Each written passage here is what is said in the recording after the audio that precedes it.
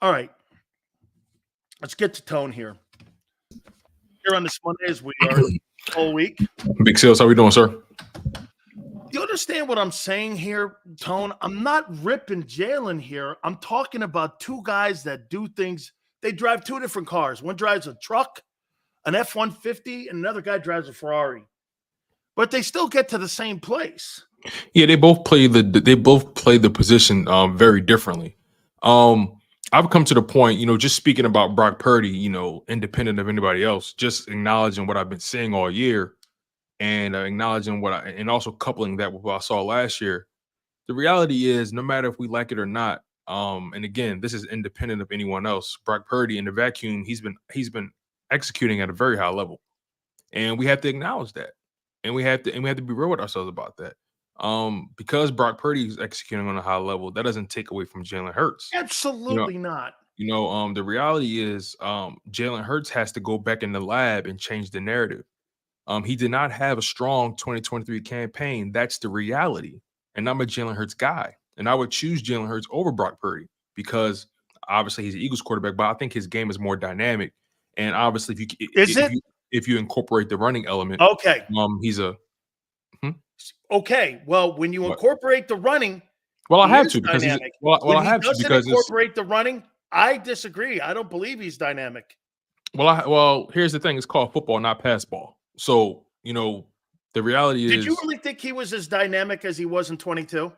No, that's not what I'm saying. But what I'm saying is Jalen Hurts has to change the narrative. In 2023, he did not execute at the same high level as he did in 2022.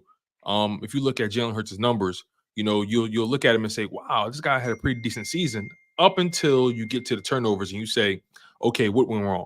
So I think that's the major blemish. Sorry about that sound. That's the major blemish on Jalen Hurts in the 2023 season. Again, right? Although the season didn't end the season didn't end the way we wanted to, we got to be honest. He turned the ball over 20 times, basically 19 to be exact, but I say 20 because it's right there. So he turned the ball over 20 times. That He'll cannot never do happen. that again. And I don't think he will do that again.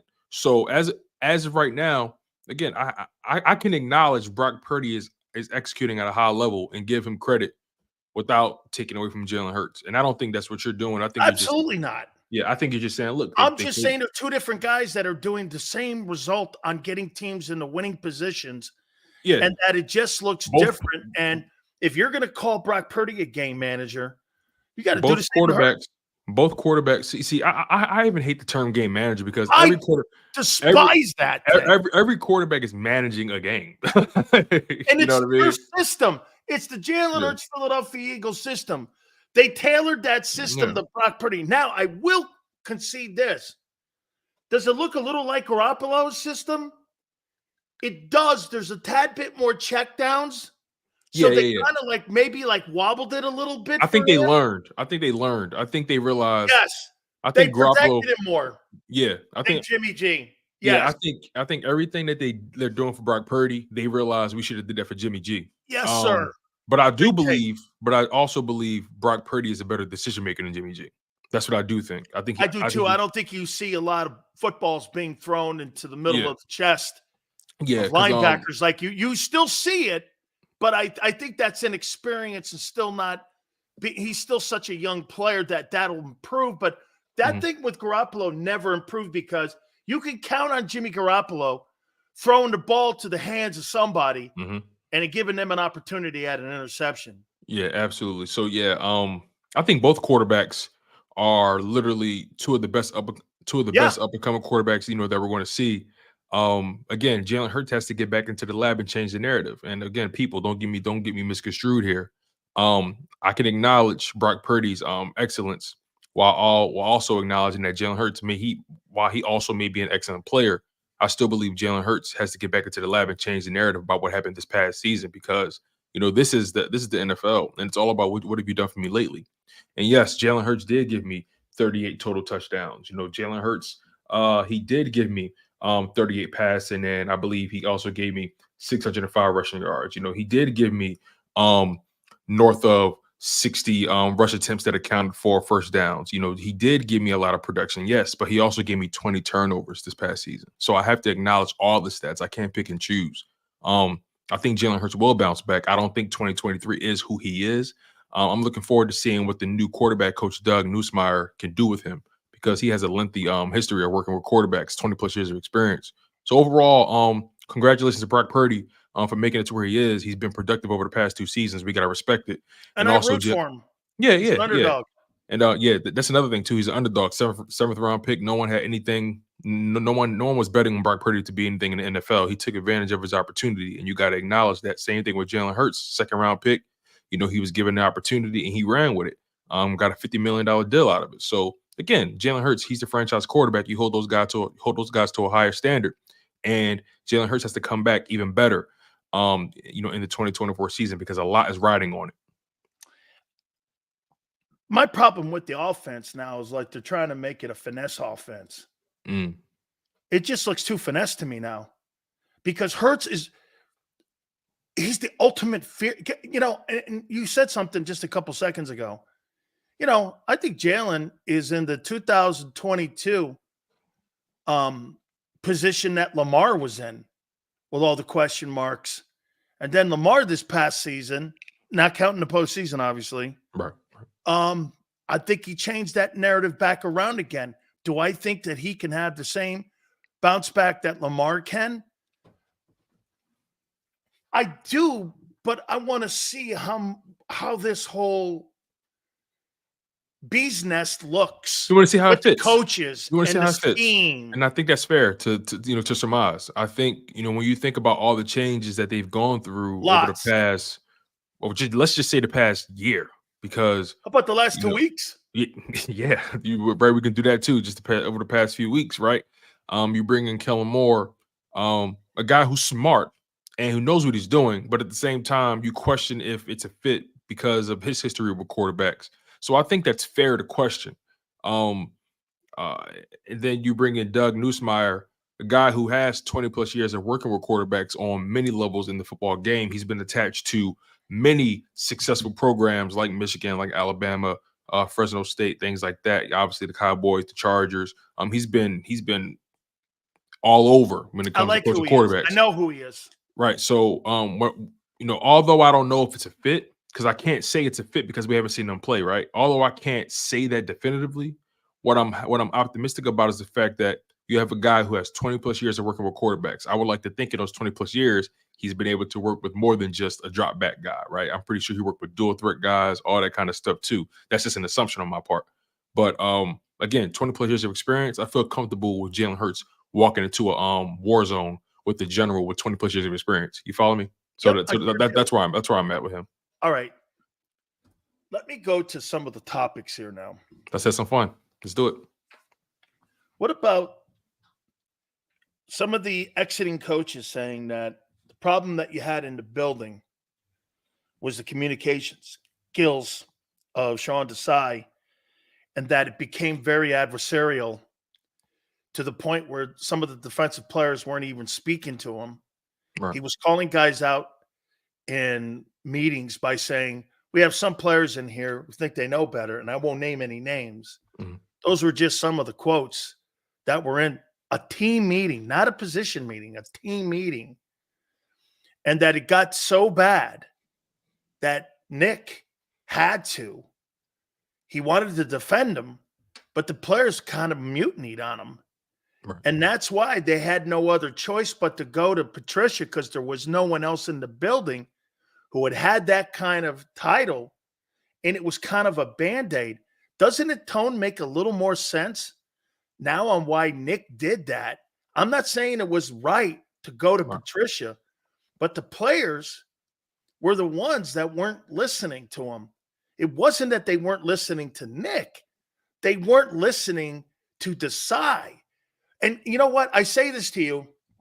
Do you think that's why players have been going above and beyond? Being a position coach or a coordinator to head coach in communication skills. Why wouldn't you think that that also would be a factor, going from a position coach to a coordinator where you're running the entire unit?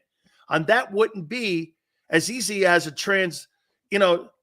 being able to transform yourself into being that kind of guy too, being a coordinator, on how that's not going to be a tough climb to get into that position. So I'm not making excuses. I heard this. Right. And I heard it from two people, a player, and I heard it from a former position coach in there. That's kind of what melted down at the end. And I went like this. Okay. What do you take away from that? It's fascinating because it makes you think now, when you have players coming out, specific players coming out saying that, they don't believe Nick Sirianni lost the locker room, things like that. It makes you question, did he actually lose the locker room, or did the defense lose faith in the play caller, right? So, look, man, it's so much hearsay, but I will say this though, if I hope I'm not speaking out of turn when I say this, and if I am, I'll gladly stand on it and correct myself if need be. I think a few weeks ago we had Mike Sealski on Sports Take, and we didn't get a chance to really get into it, but I think he said something along the lines of, and if I'm out of turn, I'll gladly correct it at a later date. I believe he said that the players actually weren't really on board with showing the side. The players kind of welcomed the change. And again, that was then, and we didn't really get a chance to iron it out because we were so focused on the Matt Patricia side of things. But and our target was Nick Moore. And our target was Nick Moore. So it's so funny. This coming out doesn't necessarily shock me, but at the same time, it's always frustrating where you hear all the news after a guy left the building. It's a little bit corny to me. But overall, the reality is the players weren't buying into whatever Sean Desai was selling. And Nick had to make a move, or Howie Roseman had to make a move, whoever you think made the move. I think it was more so on the higher side of things. But, it's an unfortunate circumstance. But that's why I think a guy like Vic Fangio, bringing him in the building, sort of solidifies their role and provides a certain pedigree and demands a certain level of respect. That's why I love what Coach Dave Wannstedt had to say. The fact that his scheme won't fail. This is good. Like his leadership won't fail. This isn't going to. If this thing doesn't work out, trust me, it won't be because of him. Oh boy, I'll tell you what. I think Dave put Howie on the clock there with that, because I appreciated that. He basically said, "Hey, that guy is too good. His scheme's not going to be the issue why you won't win.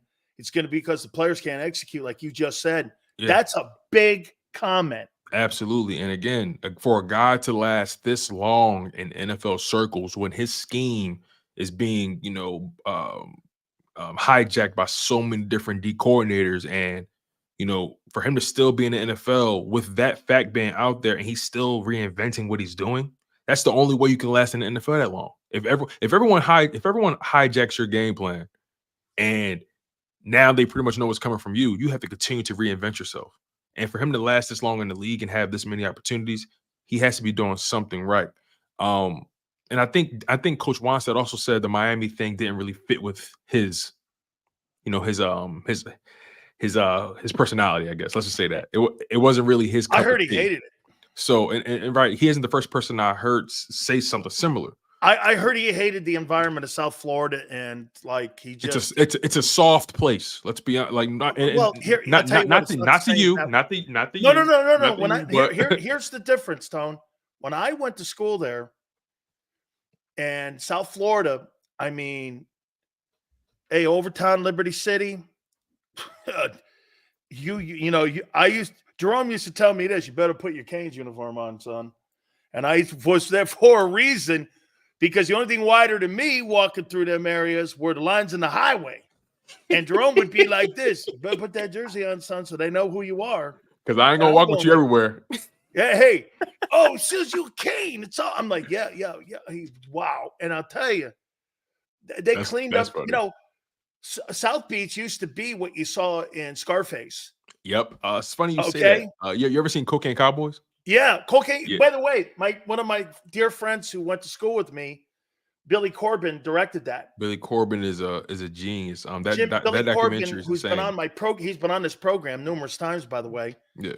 And I love him, and I helped. I never knew the entire South Beach, Miami City was literally built on the cocaine trade. Absolutely, literally, completely. And I would show up to parties, Tone, me and Stubbs and Jerome and all that. We'd show up to a party down in South Beach or down in Miami, and you would go to these little tables that had like a little dish, that was sitting in the middle, and it looked like a little flower dish, and you'd have drinks.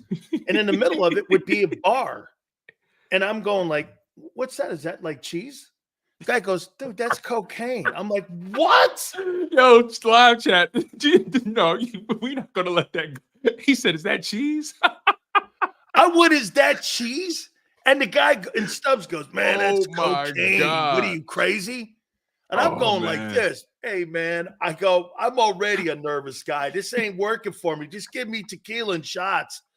And so I'm like, oh, hey, dude, there'd be like 25 tables. And I go, oh, look at that. They're serving cheese. Jerome looks over at me and goes, dumbass, that's Coke. And it'd be the size of a soap bar. That is crazy. My goodness, and those are the kind of, I know. It was all down there, Coconut Grove. We'd go down there, Coconut Grove. Get this, Ed DeBartolo, in a place called the Mayfair Center. We'd go down there to the Mayfair Center. My aunt stayed there. I had a swimming pool up top. They used to give me like rooms and shit, jacuzzis at night. It was just, hey, Tone. Hey, man, it was a harder environment. Now you go down there, it looks soft. And it speaks to the way the Miami Dolphins were being talked about all year, right? The biggest knock on them was they can't be good teams and they're soft. And here we are. It's a soft city. Yeah, here we are. Well, it wasn't. Now it is. A lot can change in a decade or two, right? Hey, man, I'll tell you what. You go down to Little Havana, you go Liberty City over town. I'll tell you, that was New York ain't got shit on them places down there, or they didn't.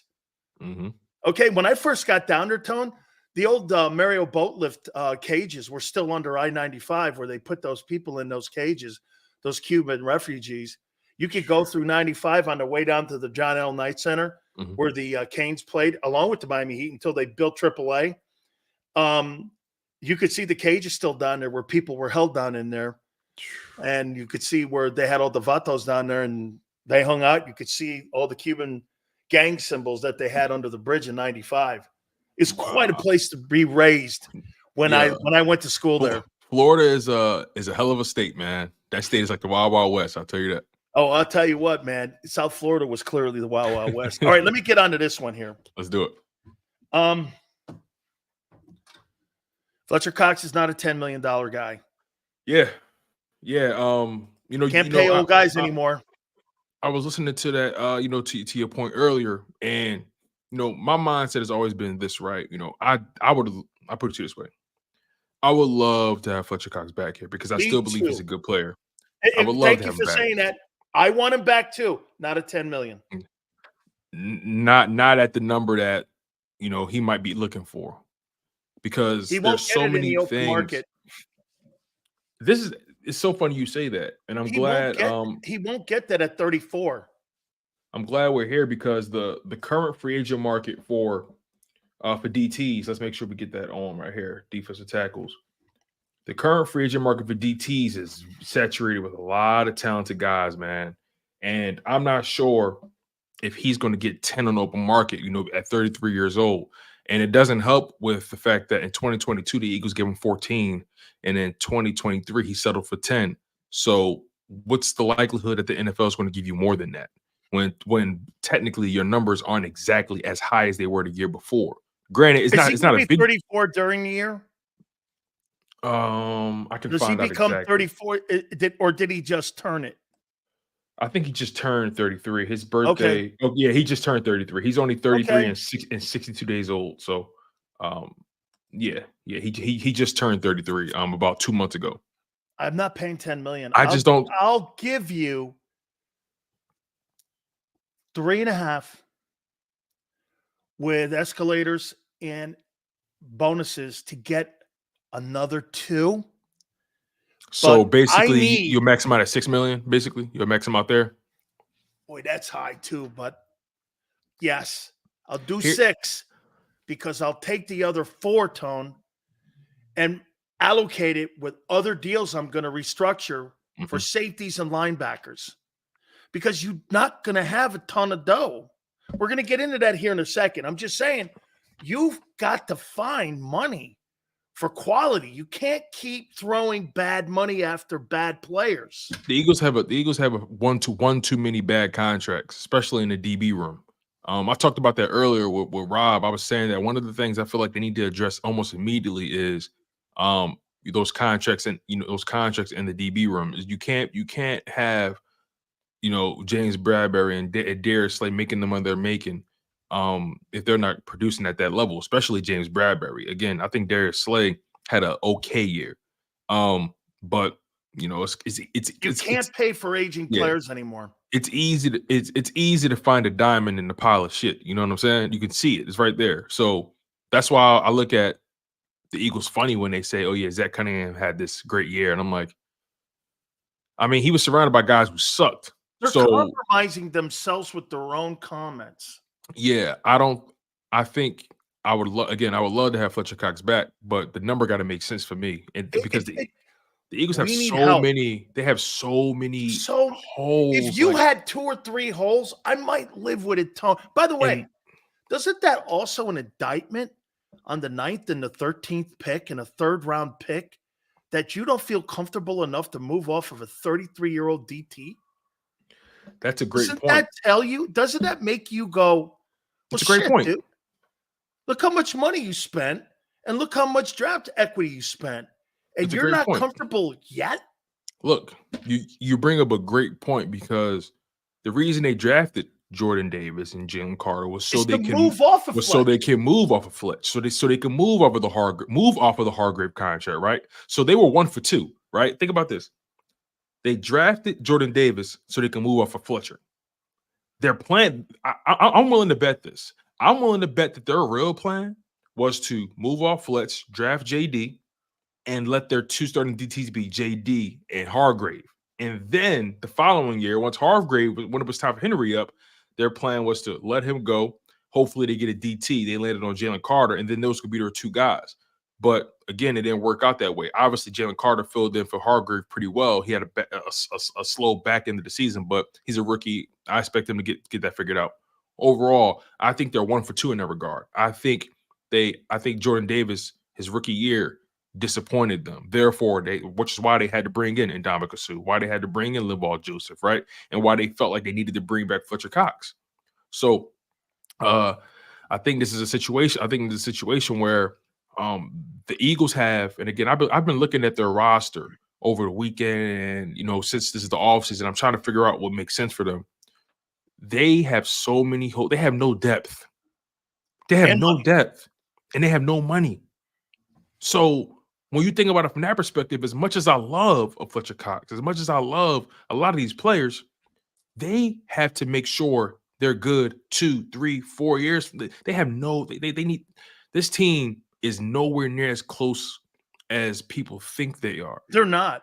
They have no depth. Defense is so Tone. The amount of quarterbacks that this is not an opinion.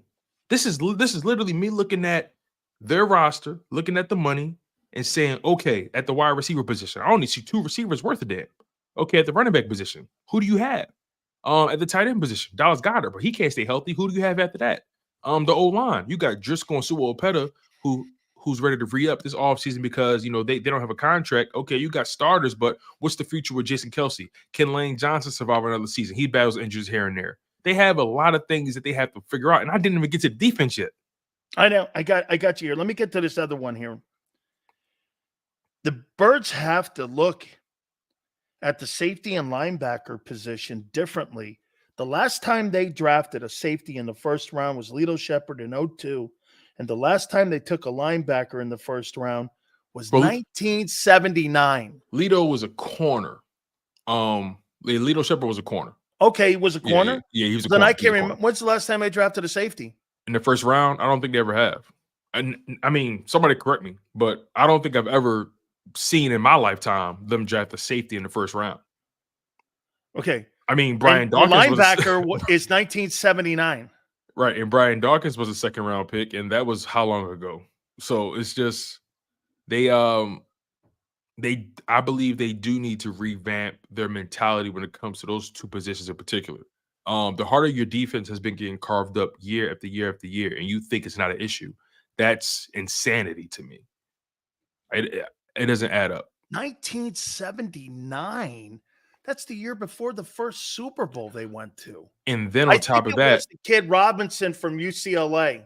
Yeah, and then on top of that, what frustrates me the most about the Philadelphia Eagles is when they do land on a guy.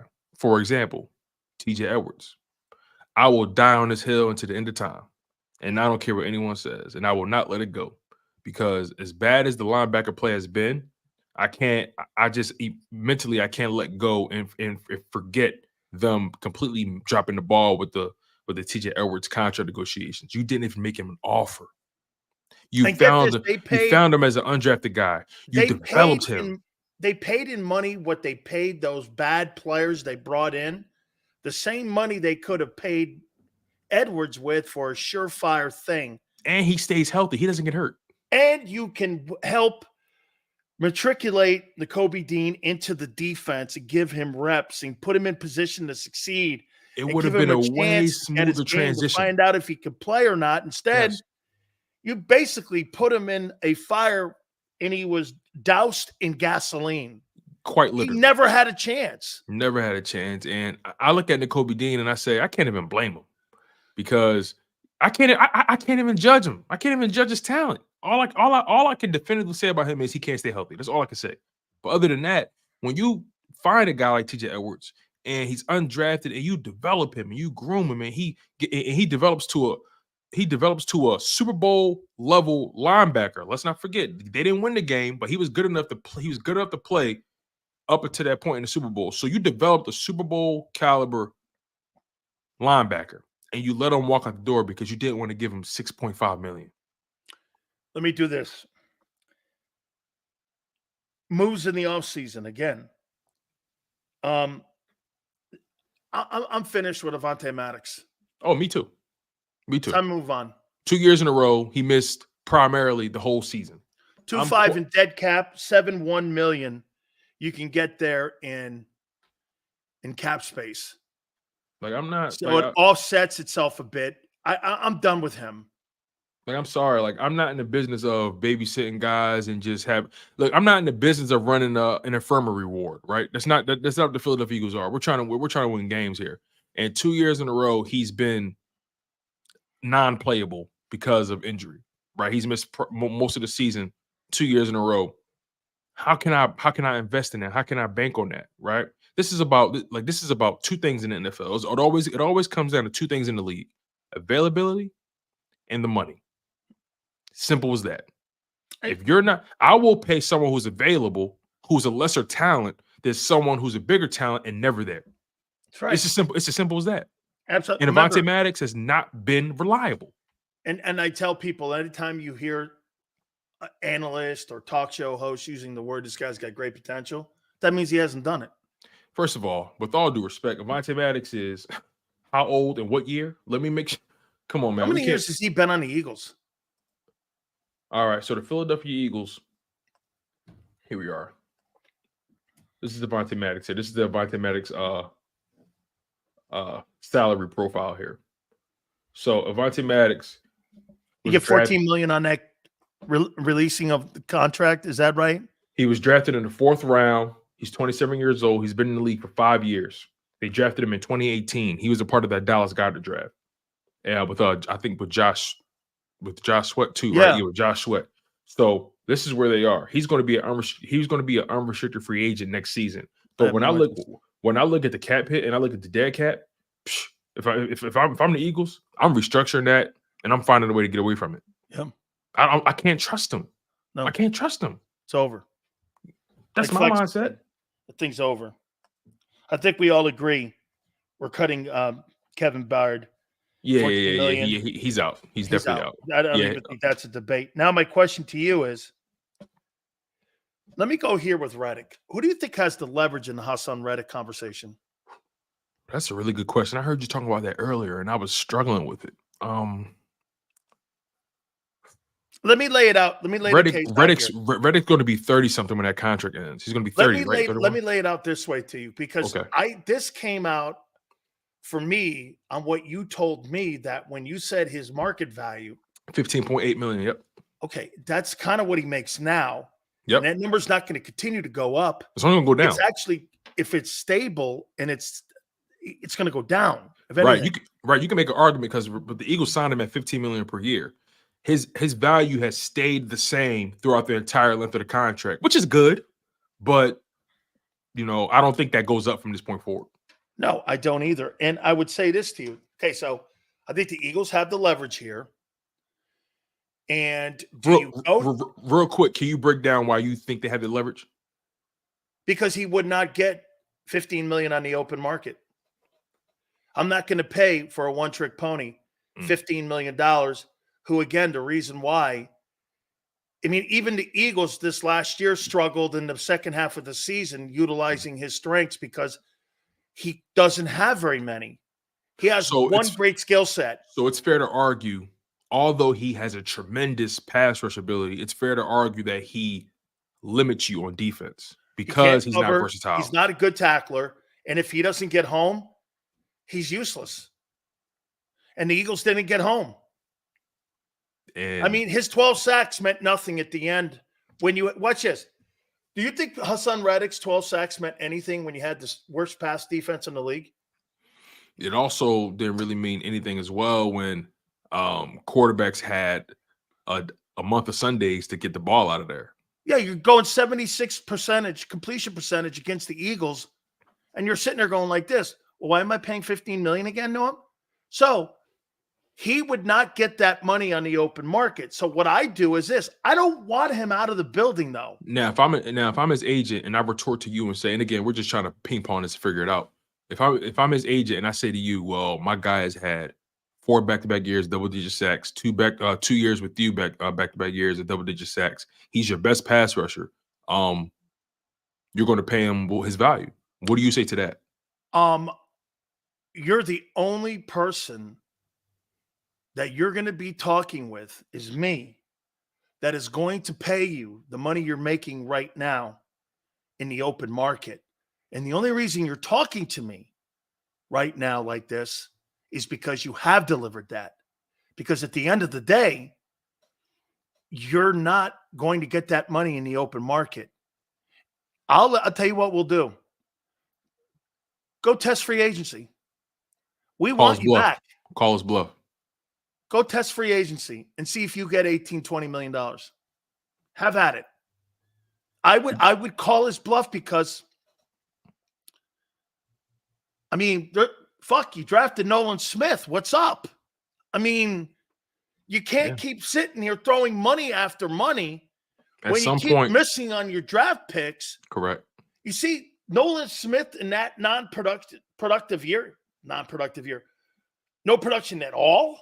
Right. Hurts the Eagles in their leverage with Reddick. Agreed. They brought him and hired and signed him and drafted him in the first round to negotiate with Reddick. But now they're going to think, well, he's not really ready. And they're right, the agent. But at the end of the day, hey, your 12 sacks meant shit to us. So, here's what we're going to do. We're going to extend you. We're going to give you another year. I want to get that 11.8 down, and I want to make it manageable in your So you want to give him more money up front? No, I didn't say more money. Not more. I want to give you another year. Another year. Okay. Here's another year at 15. What's the guarantee dollars? They care about that. Okay. Right. Well, that's negotiable. Okay.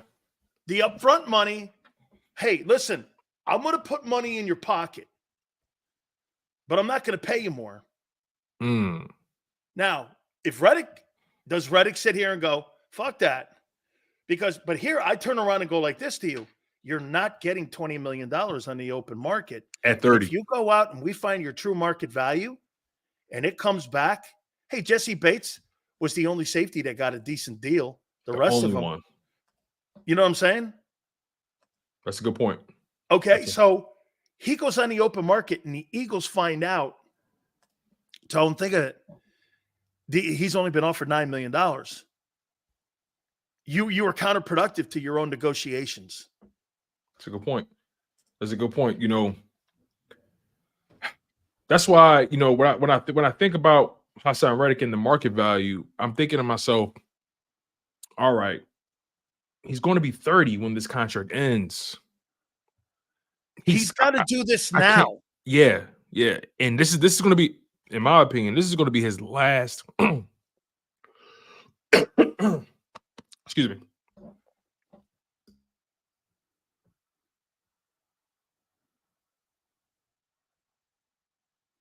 See, Tone, I think this is going to be as difficult of a negotiation as trying to get those corners off their numbers.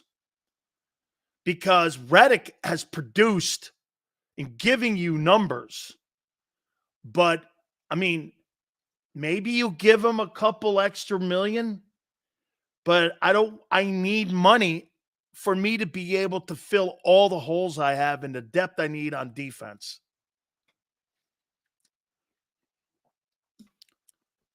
I agree. What are you having, an aneurysm? I have no idea what's going on, but damn, that surprised the hell out of me. But nonetheless, though, like an aneurysm over there. I figured it out. I saw Reddick, like you said, it's going to be 30. You're not getting that money on the open market. And if I'm the Eagles, I'm going to test this gangster. I'm going to call his bluff. I'm going to say, okay, go find out. Go find out, because we're willing to extend you and give you more money. You don't want it? Okay. We'll play out this deal. And by the way, don't let me find out you were only offered 9 by 3 teams. Don't let me find out. I'll roll back on that number 2 on you. So that's the question. Who's his agent? CAA Sports. Do you know anybody at CAA Sports? I sure do. Now, with that representation, what's the likelihood they say to him, look, Hassan, they got a point right now? As a matter of fact, here's another thing. Let's take a look at the current market right now for edge rushers. I think that's important too. Let me pull that up real quick. It's got to be 25. Let's look at that. All right, so I'm pulling up currently the free agents at edge rusher just to see what the options teams have. Let's see here. All right, I'm about to pull this up for you. So right now, this is the market. Leonard Williams, 21 million. Daniel Hunter's going to get 20. Right. Lawson's going to get 20. Randy Gregory will not. Right, he won't get 20. Randy Gregory might get 12. Less. Something like that. Marcus Davenport, 27 years old. He's going to get 15, I think. Yeah, somewhere there. Jerome Baker, Romeo little less. Okwara, Zadarius Smith, a little longer the tooth. Yannick Ngakoue. That's pretty. You know what? 10 million? Hey, Yannick, I'd like to bring you in for depth at 7. Exactly. I remember I even mentioned Chase Young, 24, going on 25, a young guy coming off of an injury year. I don't have to lock him up with too much money. 5. I would offer him 2 years at 12. Let's find out what his current market value is. As of right now, Chase Young has a current market value of 13. So you're pretty spot on. I give him 12. And I don't see 24 million. I give him 24 million. I'll tell you what I'll do. That's my replacement for Brandon Graham. I'm willing to roll the dice on him.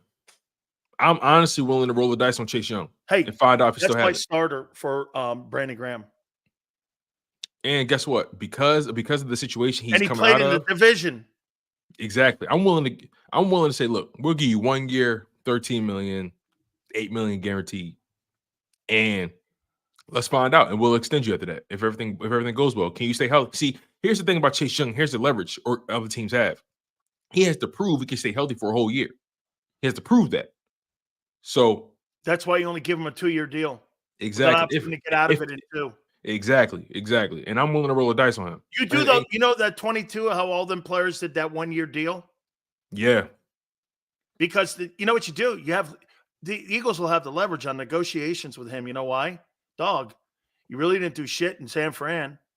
We think you're going to have a bounce back is usually after you have a knee-like injury. It's not the year after the injury. It's the second year after the injury that you bounce back. Here's what we'll do. We'll give you a 1-year contract. We'll pay you $12.5 million. We'll have a negotiation. We'd love to have the option on bringing you back. But if not, you come in here to Philadelphia. Howie puts that deal out there. You come in and you get 10 sacks. You're going to be a $25 million guy at 25 years old. You'll be able to write your own ticket. He's not going to make 25 million or 20 million. He's between 12 and 13, somewhere in there. Right. And, just to take it a step further, let's look at the 2025 free agents because that's when Hassan Reddick is going to be an unrestricted free agent. Let's look at that. So as of right now, these are the guys in 2025 that are due up to make some money. Khalil Mack. Too old. Trey Hendrickson. Let me tell you something. Hendrickson is good. I like him with the Bengals. He is underrated, Tone. He is a good football player. That Armstead kid's good. Eric Armstead, Shaq Barrett, too old. Matt Judon, DeMarcus Lawrence, Josh Sweat. It's a lot of guys. A lot of old guys. A lot of old guys coming out in 2025. Micah Parsons is obviously coming up. But wow. Look at all the old edge rushers. Jalen Phillips is coming up. Maybe he does have a market when his contract is up. It's possible. Where would you rank him? Khalil will not be the same. Hendrickson is probably going to be the top guy, along with Armstead. Reddick third. See, I would have said Judon, but he's too old. Yeah, and Lawrence is old. Right. Maybe Sweat will have a higher market value than Hassan Reddick. Yeah, Sweat's market value is $20 million right now. Yeah. Sweat may be the highest. Sweat, get this. Then that's what we do here too. Do you extend him this year? I want to get in with Sweat early. So I want to keep extend him. You can knock that number down $2.5 million on the cap. Look, I'll put it to you this way: if I had to choose, I'm bringing Sweat back. He's younger. I think he has more of the. I think he has more of the prototype build that I like at edge. I think in my opinion, I think he's a better run defender. Now, does he have moments where he can lose containment too? Sure, but I think he's better than Hassan Reddick from a run defense standpoint. But yeah, again, the age is a huge part of this, man. Huge. Let me get back to Reddick. What are you going to do with him? I want to keep him, so I'm make him an offer. I want to keep you, kind of like what you said. I'll extend you, but the number got to make sense. I'm not going to get jobbed out. I'm not going to get jobbed by Hassan Reddick. It's not. You're 30 plus. You're going to be 30 plus. It's not going to happen. Should you reward him for giving you in the last 2 years 28 sacks?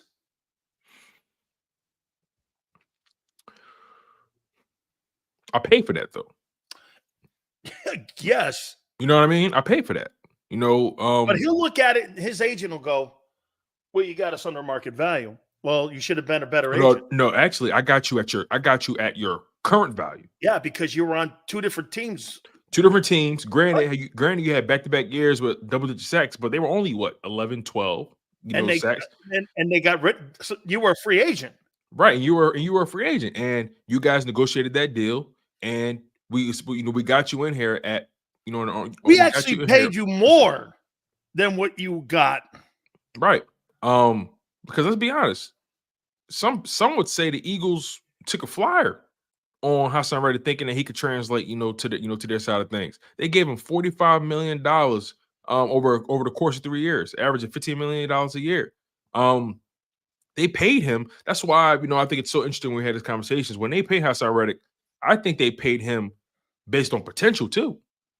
And did he play above that contract? But everybody played above that contract in 2022. Everybody did. He wasn't a free agent that didn't make money. Exactly.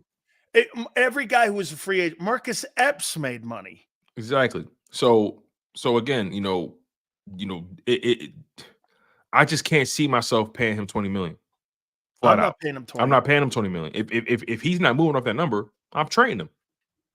You're going to trade him? If he's not moving off that number, because I want to work on something this offseason. I want to work on something. Do you move off him and go get Young? That could also bring Graham back. But how much does he have left in the tank? Nothing. That's what I'm curious about. And I don't know if I don't think he has anything left. And quite frankly, how much is he making? Who BG? Yeah. Let's find out here. Please don't let that number be high. Give me one moment here. Because look, I love BG to death, but I'm in the business of trying to get younger. All right, here we go. Better. And better. Let's put it that way. Younger and better. That's always, hey, that's always the trick, right? It's not always the case. Exactly. Okay, here we go. So they gave him going into the season, they gave him a 1-year deal at $5 million, fully guaranteed. That's what they gave him. Now, clearly, to me, it looks like they deferred a lot of his money. So he has a lot of money coming to him later down the line. But as of right now, wow, they deferred that 4 years. Yeah, they deferred a lot of that money. A lot of it. It's hard to believe that in 2023 he had. So wait, in 24 he'll make 7. In 2024, where are we here? That's the 7.9. Oh, okay. Yeah. He'll make. Well, I mean, no, that's the cap hit. So whatever they deferred, they owe him money. Dude, that guy is about a $2.5 million a year, dude. And I don't want to pay him the money. I want the roster spot more than I even want to pay. Hey, get this. Because he's such a great dude, I'd rather give you the money and give me the roster spot and make you go home. I can't. He's not productive anymore.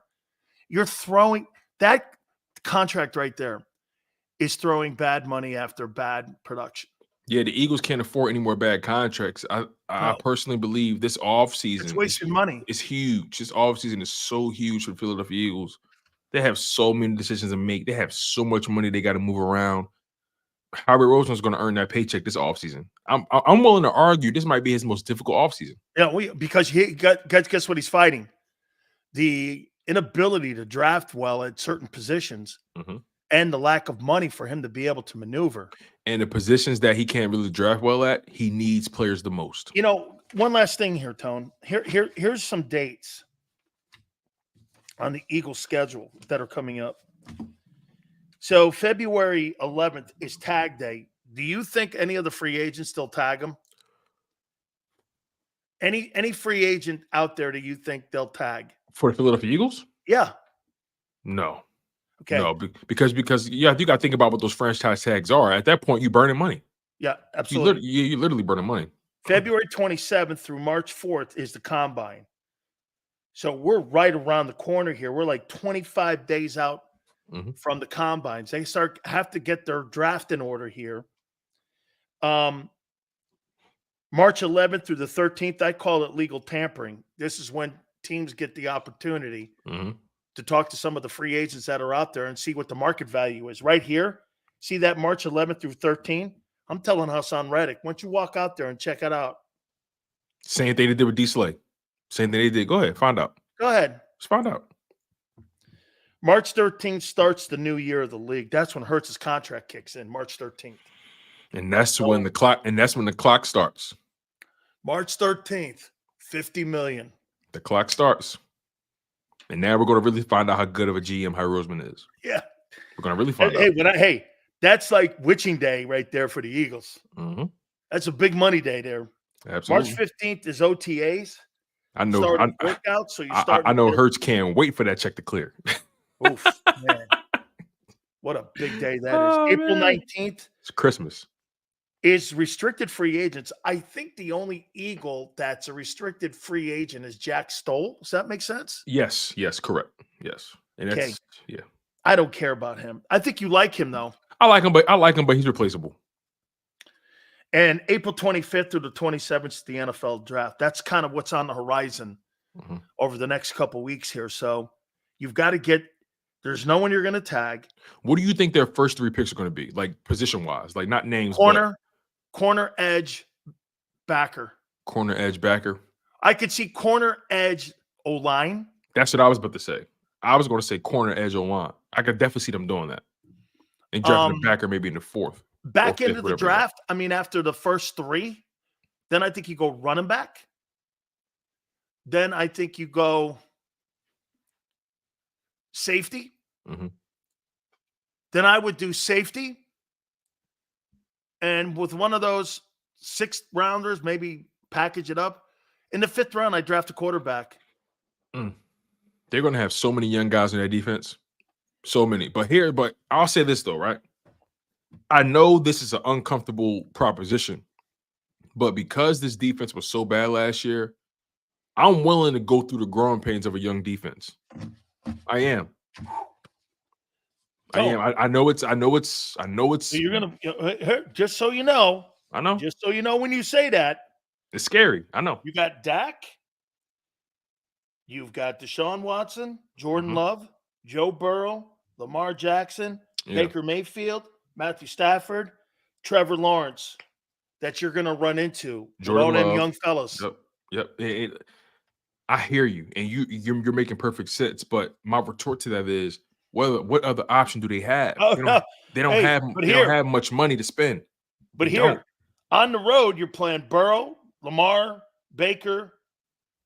Oh no, here on the road, you're going to be playing Burrow, Lamar Jackson, Dak, Mayfield, Stafford, and Lawrence. Harry Roseman, time to earn that paycheck, brother. Because I hope Jalen can play safety. It ain't on him. Jalen gonna have to play every position, right? Jalen's gonna have to. Hey, Jalen, I know you're making $50 million. Do you think we could throw an extra 5 in there, man, for you to play safety for us too, dude? Hey, listen, if we throw in an extra $2 million, can you fly the plane too? Yeah. Hey, I'll tell you what, we'll pay you 60, man. Can you play corner for us, or can you play safety? Because we're gonna need some help. By the way, remember this: when somebody says, and they do this, well, some of those guys Jalen's already had great games against. Well, no, that was last year. No, not only that, not that defense. When Drew Lock beats you, and Tyrod Taylor beats you, and who else? Tommy DeVito, basically, and then Baker Mayfield runs you off the field. Kyler Murray, yep, he was the best quarterback you lost to in the last weeks, and even then he was coming off injury. Amen. So he was one. Hey, tomorrow, did you hear this? So I got Rohan Marley on. Yeah. Rohan played for the U, right? Yeah, played for the U. Was married to Lauryn Hill. I know, man. Lauryn Hill. She's no. Nice. Here, I'm at the house, and she comes walking in. You're like, okay, yeah, that's right there. I mean, he looks over at me and he goes like this. I go, and he goes like this. What do you mean? I go, oh, dude, you kicked your coverage. This is ridiculous.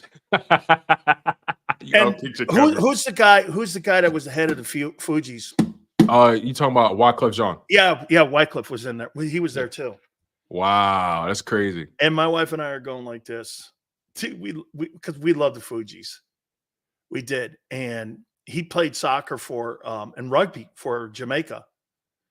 And I've known the Marley family since I was a kid. Wow. And tomorrow's Bob Marley's birthday. Yeah, his movie, he's a big sportsman. His movie, I think, just came out or is coming out. It's coming out. It's a documentary. That's what we're. Yeah, we're gonna get him on. And it's he's interesting. Feature film. The acting looks spectacular. I'm looking forward. I want to see it. It looks really good. It has my girl Lashana Lynch playing Bob Marley's wife. Hey, so what's up with your guy Killer Mike, man? Hey, listen, man. They dropped the cuffs on his ass. Will Smith could beat the shit out of Chris Rock, and they don't say shit to that. They don't do anything. But this guy here, they drop cuffs on him. Hey, ridiculous. He's doing this. Look, these guys got like 3 Emmys with. I would put that on my next cover of my album. I would have 3 Grammys in my handcuffs. With the cuffs, right? That's kind of hard, actually. That's hard. Yeah. But no, man, that was weird. My man won 3 Grammys, swept the Grammys in the hip hop category, and all of a sudden, you put cuffs on him over some alleged misdemeanor. Like they picked him up right in front of 60 million people and beats the shit out of someone. They don't on do live television. The world saw Will Smith smack the bullshit out of Chris Rock. I'm like, oh, hey, I just was mean the Grammys owe me shit because I mean, if you're an Academy Award scumbag, you know, they'll let you do whatever you want. And by the way, I like Will Smith too. I do too. That's the crazy part about it. I like Will Smith. But as far as the Killer Mike thing, that was crazy because, you know, it's so funny. They asked him about what happened. He said, man, there was a little speed bump. We partied afterwards. Don't worry about it. A little speed bump. Hey, is he an old school rapper? So Killer Mike's been around since, I don't know you his know, work. So yeah, Killer Mike's been around since early 2000s, you know, even late 90s, you know, hung around with Dungeon Family. Okay. So worked with Andre 3000, Big Boy. You know, he's a part of that thing with Future, you know, with Future. Did he work with Puffy ever? Not that I know of. Okay. He's a Southern rapper. So he's affiliated with Outkast. I bet you Luke knows him. Yeah, because Luke's Luke's Southern rappers, Miami based. Yeah, Killer Mike has been around for a long time. Killer Mike's from Atlanta, Georgia. Luther knows him. Yeah, Killer Mike he gets a lot of respect in the game, man. That's why when I saw people kind of say what they were saying, like, oh yeah, who's this guy? I'm like, come on, stop playing yourselves, man. You know what I'm gonna do? I'm gonna reach out to Luke and see if I can. I'd like to know this guy. Killer Mike is legit. I bet you. Hey, if not him, I know Method Man lives. He's from down in there. And Method Man's my boy, and he's a Hurricane fan. Huge, huge. Dude, Method Man's another one of my guys. Yeah, Method Man, New York, baby. That's dude. Method Man's I love Method Man. You'd be shocked, Tone, who I know. That's what I'm saying. You keep surprising me. I appreciate I like it though. You keep surprising me. Dude, I was boys with Suge. You told me about that. You said they called him Sugar Bear back in the day, right? Sugar Bear, because he played at UNLV. He played with Randall. What? He played with Randall with the Rebels. He was a defensive, get this, he was an all Mountain West defensive tackle for the UNLV running Rebels when Randall was there. And he was good. There's a film of him. And Harvey Hyde, who I did radio with in Vegas, and he was the head coach of the UNLV running Rebels, and he coached Randall and Suge. And so Suge wasn't the head of Death Row yet. He was a bodyguard. Does that sound right? He was like a bodyguard for a while, and he would come into Vegas and he would sit and watch us do our shows. And Harvey Hyde, who follows me now on Twitter, and I thanked him, man, because, man, I've been friends with Suge a long time. So Suge comes up, yeah, man, yeah, you know, I'm doing a lot of bodybuilding. Well, I'm a bodyguard work, and he played with the Rams. I played against him. That's insane. And get this, you know, the other tackle was? It was Big Van Vader. Leon White. Wrestler guy. Big Van Vader. So they had these two gigantic guys. Massive. So then, like 3 years later, I see Suge Knight is like the CEO and president of Death Row Records. And I go to Harvey. I go, is that the same dude? He's like, yeah. And I go, how'd you get the name Suge? He goes, it used to be Sugar Bear. They dropped the Sugar Bear. And it just went Suge. Everyone at UNLV called him Sugar Bear. Man, it's crazy how, like I said, you know, a lot of people, man, like you shock me every time, every single time, man. That like when we did that Saturday show with The Rock, I was like, get the fuck out of here. Hey, man, I did a lot of drinking with Suge. You want to see a guy throw it, dude? Oh, he's in it. I seen him throw some people. Dude, I seen him throw some people. He's bigger than you think. He's a house. That's a house. Beast. And me and him got along great. Because you're what, 6'3", 6'4"? 6'2". 6'2". And what is he, what, 6'5"? He's like 6'4" and a half, 6'5", 355. Damn, still gigantic guns. That's 3 people in one. Dude. And I asked Vanilla Ice because he's a Miami guy. I go, he goes, he didn't exactly hang me out the window. He bent me over the railing. And what difference do it make? Yeah, right. I go, he goes, let me just say this, man. That guy's a scary dude, man. I'm like, yeah, I know him, man. He's like, yeah, I know you know him. Do me a favor. Every time he comes down to Miami, we go to these parties and I see him. I'm afraid still. I'm like, I think you should be. I go like, there's certain guys, man, that just, you know, you saw what he did on set with Ice Cube. You know, Ice Cube's my boy too, right? Yeah. So he was on set on Straight Outta Compton, and Ice Cube goes like this because he wanted to try to shake him down. Him and they wanted to try to shake him down for some money. And Dre and them go, man, you ain't getting shit from us. So one of the head producers, motherfucker, ran him over with his car. That's what I'm saying. He's in jail because he ran the guy. Then guess what he did? He backed the car up and ran him over again. Yo, did that person live? I'm not sure. I'm not sure. Hey, yo, Suge is he's a rare breed, man. That's a line right there. Like, just kind of, yeah. New topic, right? New topic. Yeah, new topic. All right, hey Tone, great stuff, man. Of course, always, Sills. Appreciate you. You got it. All right, hit the like button. Keep it here on National Football Show.